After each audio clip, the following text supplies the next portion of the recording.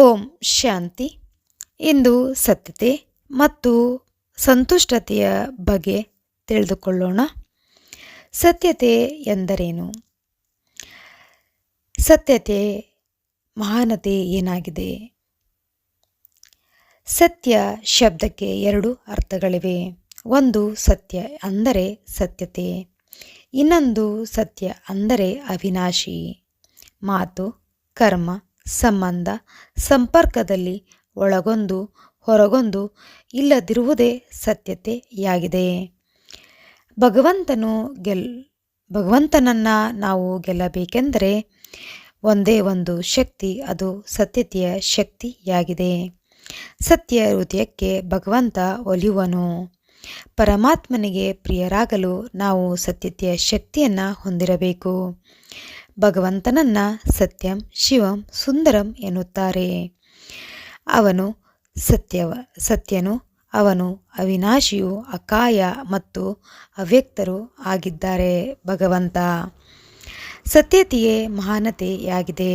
ಸತ್ಯತೆಗೆ ಮಾನ್ಯತೆ ಕೂಡ ಇದೆ. ಸತ್ಯವಾಗಿರುವವರು ಸದಾ ಖುಷಿಯಾಗಿ ಇರುತ್ತಾರೆ.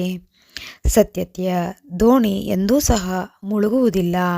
ಸತ್ಯತೆಯ ಶಕ್ತಿಯು ಪ್ರಕೃತಿಯ ಸಾಕಾರವನ್ನು, ಸಮಯವನ್ನು, ಸರ್ವ ಸಾಮಗ್ರಿಗಳನ್ನು ಎಲ್ಲವನ್ನ ನಮಗೆ ನೀಡುತ್ತದೆ.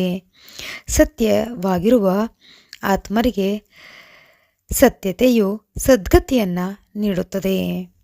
ಸತ್ಯವಾಗಿರುವವರಿಗೆ ಸದಾ ವಿಜಯವು ಪ್ರಾಪ್ತಿಯಾಗುತ್ತದೆ. ಸತ್ಯತೆ ಇರುವಲ್ಲಿ ಸ್ವಯಂ ಭಗವಂತ ನಮ್ಮ ಜೊತೆಗೆ ಇರುತ್ತಾರೆ. ಯಾರಲ್ಲಿ ಸತ್ಯತೆ ಇರುತ್ತದೆಯೋ ಅವರ ನಡೆ, ನುಡಿ, ವ್ಯವಹಾರದಲ್ಲಿ ಸಭ್ಯತೆ ಕಾಣುತ್ತದೆ. ಸತ್ಯತೆಯನ್ನು ಮುಚ್ಚಿಡಲು ಸಾಧ್ಯವಿಲ್ಲ. ಸತ್ಯತೆಯು ಸ್ವತಃ ಸಿದ್ಧಿ ಹೊಂದುವಂತಹ ವರದಾನ ನೀಡುತ್ತದೆ. ಅದಕ್ಕಾಗಿ ನಾವು ಸತ್ಯತೆಯ ಶಕ್ತಿಯನ್ನು ಎಲ್ಲದಕ್ಕಿಂತ ಮಹಾನ್ ಆಗಿದೆ ಎಂದು ಹೇಳಲಾಗುತ್ತದೆ. ಎಲ್ಲಿ ಸತ್ಯತೆ ಇರುತ್ತದೆಯೋ ಅಲ್ಲಿ ಸ್ವಯಂ ಭಗವಂತ ಹಾಜರಾಗುತ್ತಾರೆ.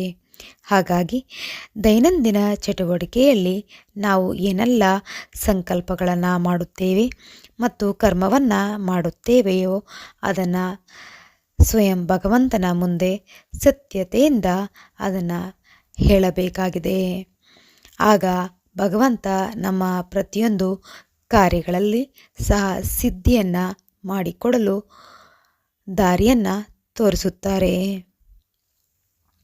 ಹಾಗೆ ಸಂತುಷ್ಟತೆಯನ್ನು ನೋಡಬೇಕಾದ್ರೆ, ಸಂತುಷ್ಟತೆ ಎಂದರೆ ಸಮಯಕ್ಕೆ ತಕ್ಕಂತೆ, ಪರಿಸ್ಥಿತಿಗೆ ತಕ್ಕಂತೆ, ವ್ಯಕ್ತಿಗೆ ತಕ್ಕಂತೆ ತನ್ನನ್ನು ತಾನು ಸರಿದೂಗಿಸಿಕೊಂಡು ಹೊಂದಿಕೊಂಡು ಹೋಗುವುದು, ಎಲ್ಲರನ್ನ ಸಂತೋಷಪಡಿಸುವುದು, ಎಲ್ಲರ ಆಶೀರ್ವಾದ, ಸ್ನೇಹ ಮತ್ತು ಸಹಯೋಗ ಪ್ರಾಪ್ತಿ ಮಾಡಿಕೊಳ್ಳುವುದಾಗಿದೆ. ತನ್ನ ಅನಾದಿ ಸಂಸ್ಕಾರಗಳನ್ನು ವೃದ್ಧಿ ಮಾಡಿಕೊಳ್ಳುವುದು ಆಗಿದೆ. ನಮ್ಮ ಅನಾದಿ ಸಂಸ್ಕಾರಗಳು ಸದಾ ಆತ್ಮ ಅಭಿಮಾನ ಸ್ಥಿತಿಯಲ್ಲಿ ಇರುತ್ತದೆ. ಆತ್ಮದ ಸಂಸ್ಕಾರವನ್ನು ಹೊಂದಿರುತ್ತದೆ. ಆತ್ಮದ ಗುಣಗಳನ್ನು ಹೊಂದಿರುತ್ತದೆ. ಶಾಂತಿ, ಶಕ್ತಿ, ಪವಿತ್ರತೆ, ಆನಂದ, ಜ್ಞಾನ, ದಯೆ, ಕರುಣೆ, ಪ್ರೇಮ ಇವೆಲ್ಲವೂ ಸಹ ಆತ್ಮದ ಸಂಸ್ಕಾರಗಳು ಆಗಿವೆ. ಈ ಸಂಸ್ಕಾರಗಳನ್ನು ನಾವು ವೃದ್ಧಿ ಮಾಡಿಕೊಳ್ಳಬೇಕಾಗಿದೆ.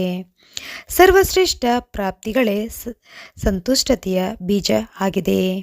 ಯಾರಲ್ಲಿ ಸಂತುಷ್ಟತೆ ಇರುತ್ತದೆಯೋ ಅವರಿಗೆ ಅಪ್ರಾಪ್ತಿ ಎಂಬುದು ಆಗುವುದಿಲ್ಲ. ಸ್ಥೂಲ ಧನವಿಲ್ಲದಿದ್ದರೂ ಸಹ ಕೊರತೆಯ ಅನುಭೂತಿ ಅವರಿಗೆ ಆಗುವುದಿಲ್ಲ. ಯಾರಲ್ಲಿ ಸಂತುಷ್ಟತೆ ಇಲ್ಲ ಅವರಲ್ಲಿ ಕೋಟಿ ಕೋಟಿ ಹಣ ಇದ್ದರೂ ಸಹ ಅವರು ಭಿಕಾರಿಯಂತೆಯೇ ಇರುತ್ತಾರೆ ಎಂದು ಭಗವಂತ ಹೇಳುತ್ತಾರೆ. ಸರ್ವ ವಿಶೇಷತೆಗಳನ್ನು ಧಾರಣೆ ಮಾಡುವ ಸಹಜ ಸಾಧನ ಸಂತುಷ್ಟತೆಯಾಗಿದೆ. ಸಂತುಷ್ಟತೆಯ ಖಜಾನೆ ಸರ್ವ ಖಜಾನೆಗಳನ್ನು ತನ್ನ ಕಡೆಗೆ ಆಕರ್ಷಣೆ ಮಾಡಿಬಿಡುತ್ತದೆ. ಜ್ಞಾನಿ ಆತ್ಮ ಎಂಬುದರ ಪ್ರತ್ಯಕ್ಷ ಪ್ರಮಾಣ ಸಂತುಷ್ಟತೆಯಾಗಿದೆ. ಸಂತುಷ್ಟತೆ ಇರುವಲ್ಲಿ ನಿಶ್ಚಿತತೆ ಇರುತ್ತದೆ. ಸನ್ಮಾರ್ಗದಲ್ಲಿ ನಡೆಯುವವರು ಸಂತುಷ್ಟರಾಗಿರುತ್ತಾರೆ. ಯಾರು ಸಂತುಷ್ಟತೆಯನ್ನು ಹೊಂದಿರುತ್ತಾರೋ ಅವರಿಗೆ ಮನುಷ್ಯರು ಪ್ರಶಂಸೆಯನ್ನು ಪ್ರತಿಯೊಬ್ಬರು ಮಾಡುತ್ತಾರೆ.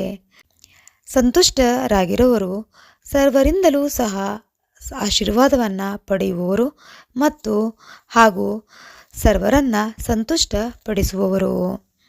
ಸುಜ್ಞಾನಿಗಳು ಮತ್ತು ಯೋಗಿಗಳು ಸದಾ ಸಂತುಷ್ಟರಾಗಿರುತ್ತಾರೆ. ಹಾಗಾಗಿ ನಮ್ಮಲ್ಲಿ ಏನಿದೆಯೋ ಅದರಲ್ಲಿ ನಾವು ಸಂತುಷ್ಟರಾಗಿರಬೇಕು. ಆಸೆ ಪಡಬೇಕು, ಆದರೆ ದುರಾಸೆಯನ್ನು ನಾವು ಎಂದೂ ಸಹ ಪಡಬಾರದು.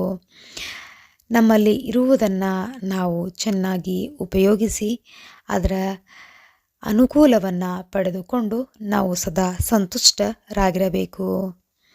ಆಗ ನಮ್ಮಲ್ಲಿ ಎಲ್ಲ ಖಜಾನೆಗಳು, ಎಲ್ಲ ಶಕ್ತಿಗಳು ನಮಗೆ ಬಂದು ಬಿಡುತ್ತದೆ ಮತ್ತು ಹಾಗೆ ಭಗವಂತನೂ ಸಹ ಒಲಿಯುತ್ತಾನೆ. ಓಂ ಶಾಂತಿ.